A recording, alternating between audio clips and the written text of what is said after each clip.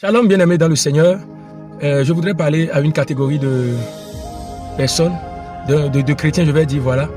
Et lorsque tu étais dans le chômage, tu avais l'amour pour les choses de Dieu, tu priais bien, tu venais bien à l'église, à l'heure, tu es assidu, tu servais bien Dieu. Mais lorsque Dieu t'a donné du travail, tu as commencé par régresser dans tout ce que tu faisais pour le Seigneur.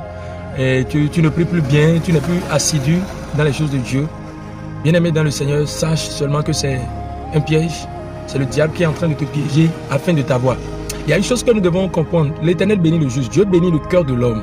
Quand tu as un cœur pur, un cœur attaché à Dieu, un cœur qui veut toujours servir Dieu, peu importe ce qui arrive, Dieu continue toujours d'ajouter la bénédiction. Certainement, tu as un boulot, tu penses que le boulot que tu as actuellement est déjà à la limite que Dieu pourra t'amener. Je veux te dire non. Si tu peux continuer toujours par servir Dieu avec du zèle, pendant que actuellement tu es béni, tu verras que le Seigneur ouvrira encore de grandes portes. La Bible déclare, vous servirez l'Éternel et il bénira les fruits de vos mains.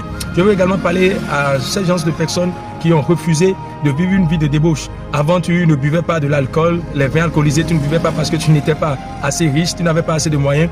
Mais maintenant, lorsque Dieu t'a béni, tu as eu quelques moyens, tu as commencé par t'acheter des liqueurs que tu déposes chez toi, tu bois comme tu veux, tu vis comme tu veux. Non, non. Dieu bénit le cœur. Reviens dans ton premier amour. Même si Dieu te bénit, tu peux continuer toujours par vivre dans l'intégrité. C'est ce que Dieu aime. Que la paix de l'Éternel soit sur ta vie. Amen.